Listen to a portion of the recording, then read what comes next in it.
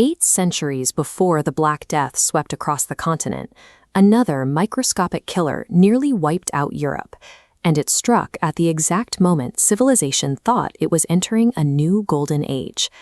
At the center of this revival was a man named Justinian. Taking the throne in the early 6th century, he had a singular, towering ambition: to piece the shattered Roman Empire back together. For a time, his generals were virtually unstoppable. Roman legions pushed south and west, decisively recapturing the lost territories of North Africa and pulling Italy back under imperial control. The wealth of these conquests flooded back to the capital, Constantinople. We can still see the physical proof of that wealth in the Hagia Sophia, a monumental achievement built to project endless resources and divine favor. With the Mediterranean once again functioning as a Roman lake and tax revenues reaching record highs, the state began investing in massive long-term infrastructure projects. To those people living in the capital, the instability of the previous century seemed like a distant memory. To hold this sprawling territory together, the empire relied on a vast network of maritime highways known as the sea roads. These routes linked North Africa and Italy directly to Constantinople. Feeding a capital of 500,000 citizens required a continuous flow of resources. The lifeblood of this system was the grain fleet, running a highly organized supply chain from Egypt. Because food was abundant and heavily subsidized, hundreds of thousands of people packed into the city. Neighborhoods grew dense, streets narrowed, and the populations stacked on top of one another in towering apartment blocks.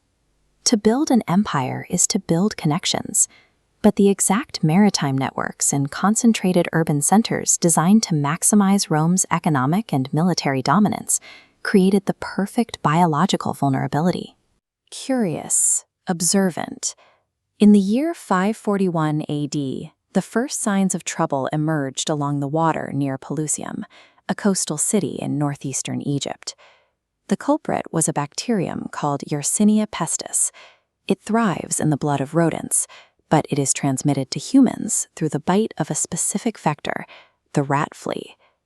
As the Egyptian harvest was gathered and loaded into the holds of imperial ships, infected rats and their fleas nested deep inside the warm, dark mountains of grain destined for the capital. The disease didn't slowly march over land.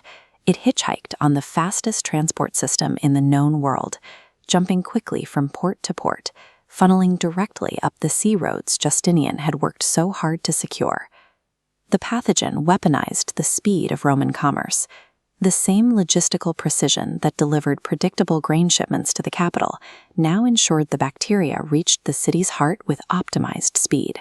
When the grain fleets finally docked in Constantinople in the spring of 542 AD, the city's massive stone walls offered zero protection.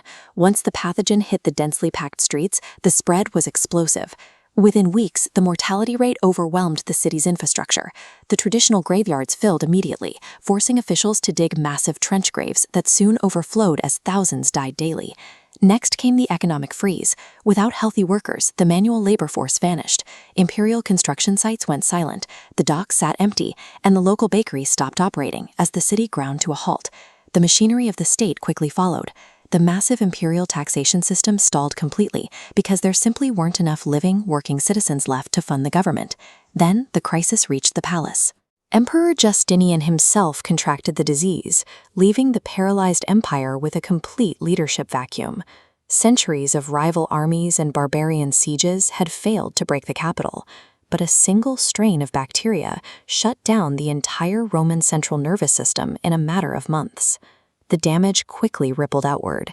The infection traveled along military supply lines to the battlefronts, decimating legions and permanently stopping the reconquest of Europe. Against the odds, Justinian eventually recovered from his illness, but the empire he woke up to rule was a hollowed-out, economically shattered ghost of what it had been just a year prior. While the Black Death is more famous, this 6th century shock broke the tax base required to maintain large professional armies and a centralized bureaucracy. As revenue plummeted and urban populations fled, the Roman state began to fragment into the localized rural societies that defined the medieval era. The mechanics of this collapse are highly visible today. Modern global trade is built on the same logic of hyperconnectivity and far-reaching supply chains, creating an environment where local disruptions easily become global catastrophes. This is the true tragedy of Justinian's reign. The vast, intricate network he designed to unite the known world under one banner ultimately became the exact mechanism that tore it apart.